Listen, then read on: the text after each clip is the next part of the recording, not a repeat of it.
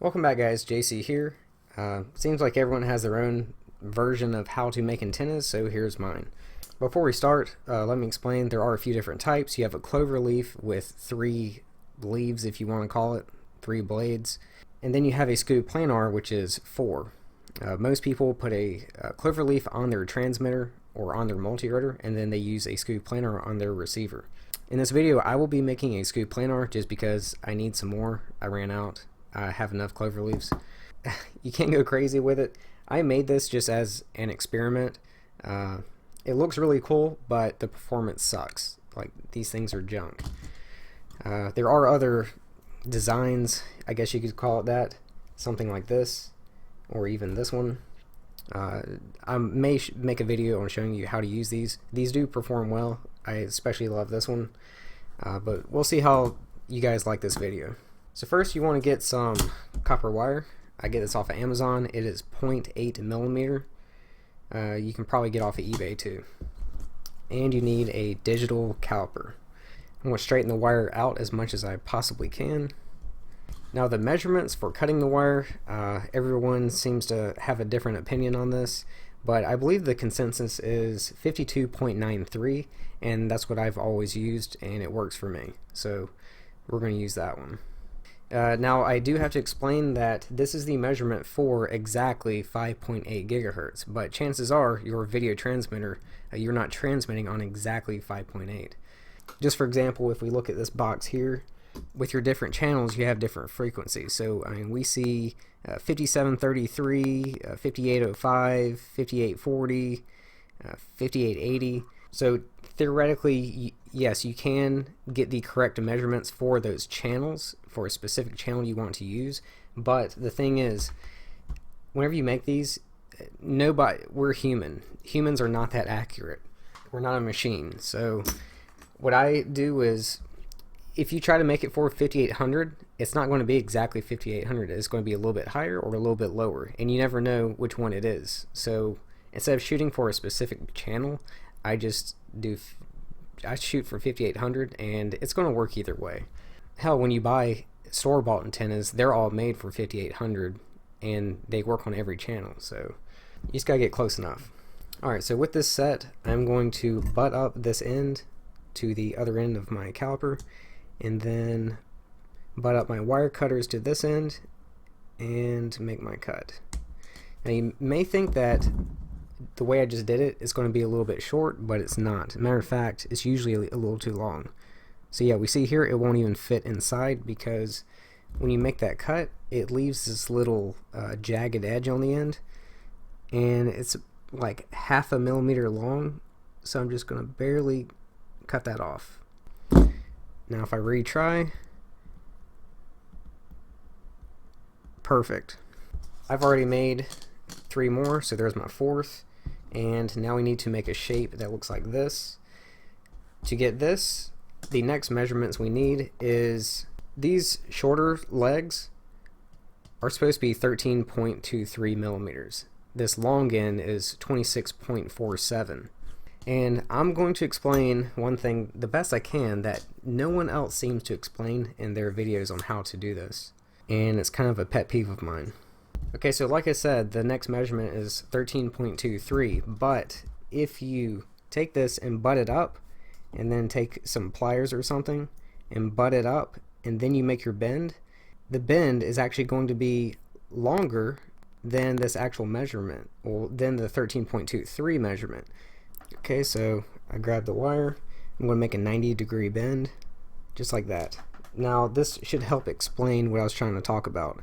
If you were to set this to 13.23 and then grab it and make your bend, you can see the bend, the wire, is now further out. So that is why, because the wire is 0.8 millimeter, I subtract 0.4 millimeter from 13.23, which gives me 12.8, or somewhere around there. So now if I were to set this to 13.23 and then check the length, we're right on the money. So now I'll take this, make another 90-degree bend, and there we go. Now, like I said, this long part is supposed to be 26.47. I'll do 26.48, that's close enough. So if we check the length, it is perfect because we took that 0.4 millimeters out of the measurement before we made our bends. And I watch these other videos and I ask myself, like, do they even check their measurements once they're done? I don't know if they do or not. I'm going to make these 3 other bends and I'll be back. Alright, now we need to shape these into the best I can describe it is a sham shield. Any of you guys that have been in the army, you know exactly what I'm talking about. Basically a specialist rank. Okay, and it's something that looks like this. And ideally you want this to be at a 90 degree. So if we look at it like this, that might help. And I don't have them touching, and that's fine. You'll see why later. So go ahead and do that 2 or 3 more times, depending on which antenna you're making. People make this different ways. I just use my finger. Just use my finger to round it out. I know some guys like print off templates and stuff with their printers, but I just eyeball it. If you do want to check to see how close or, you know, symmetrical they are to one another, you can just stack them up like this. I'd say we're looking pretty good. Okay, I will use some blue tack stuff. I don't know what it's called. You can get this at any office supply store or even anywhere that sells like paper and pencil. You can find this stuff. I'm just going to take a ball and then kind of flatten it out. I'm just going to take anything and put a dot right in the middle, so that way I know that's my center mark. Now when you make these, this is something else that's important to know. The direction that these are going in absolutely matters. Now this is a left-hand polarized antenna.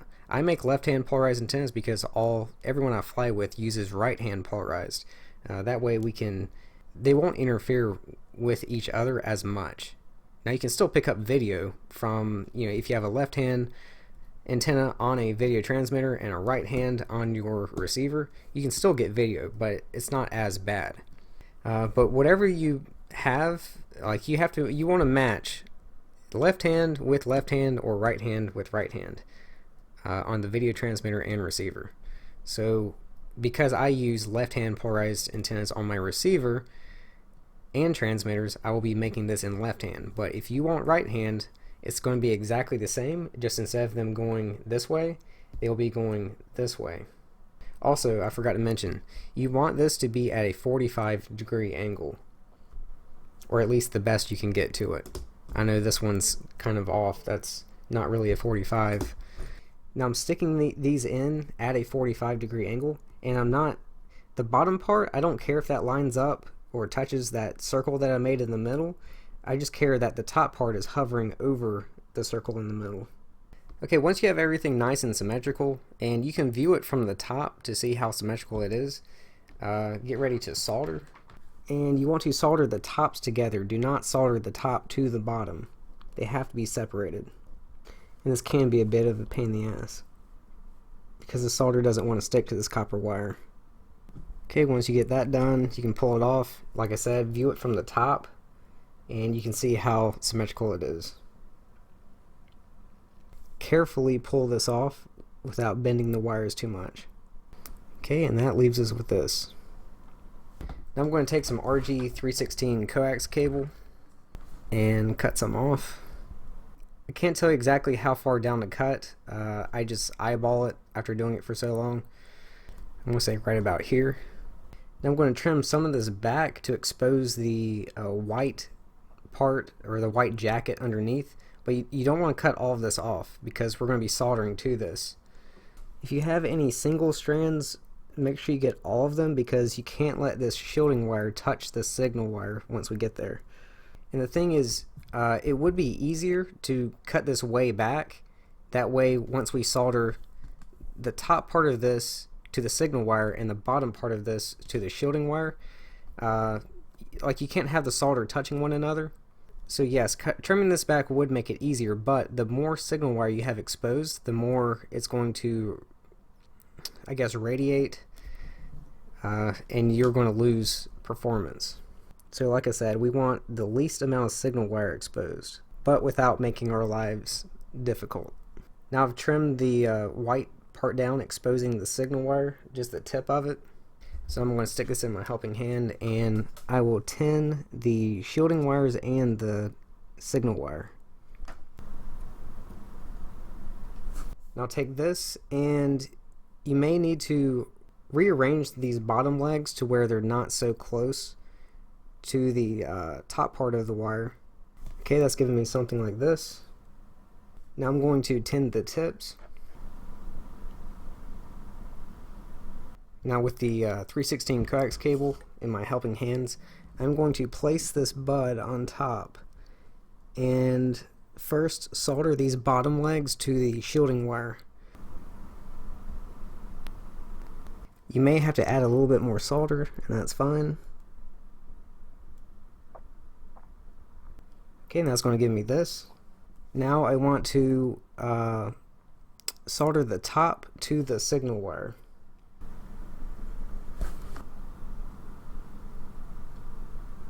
And that will give you something that looks like this.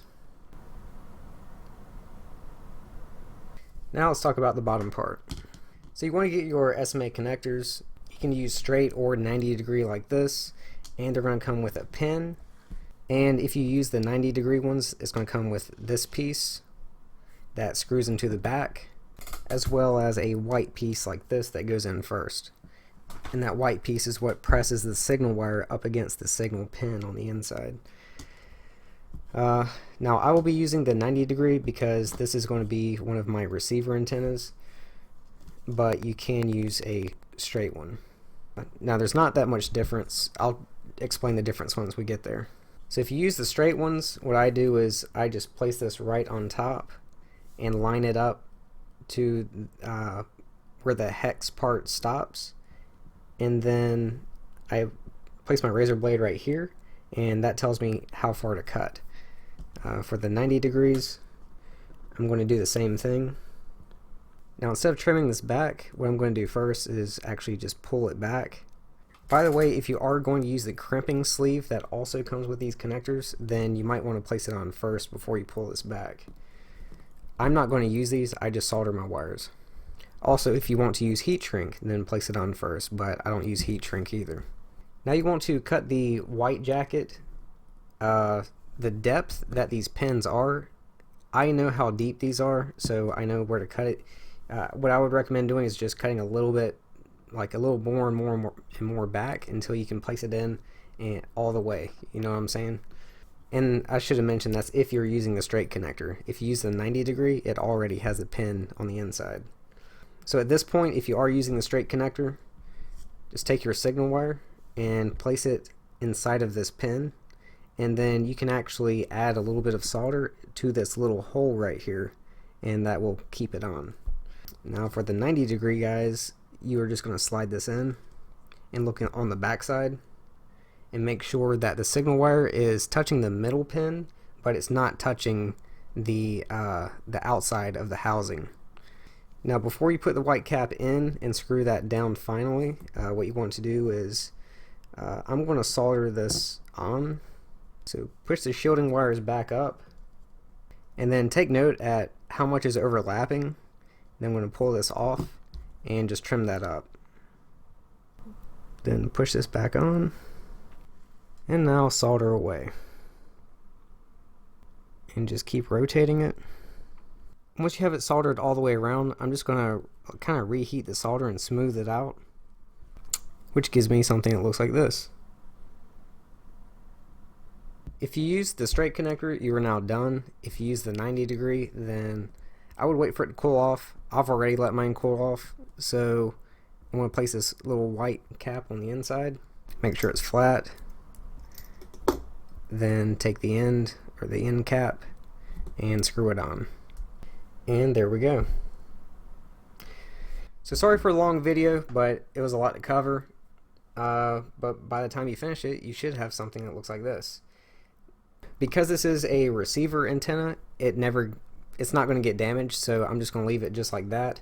But if you are building a cloverleaf for your multi-rotor, then you can take some epoxy putty, and you know, it comes in two parts, and you mix it together, and then just make a little ball around it, and that's going to hold your antennas together, because these solders, the solder joints do break often, and this will make it last longer. Then eventually, once it's too far gone to keep using, all I do is just take my wire cutters, clip off this bud, and then redo the top. That way I don't have to redo all of this all over again. And that is basically it, guys. So that's how I make my antennas. I hope you enjoyed it. Let me know if you want me to make some more antenna videos, and I will see you again soon.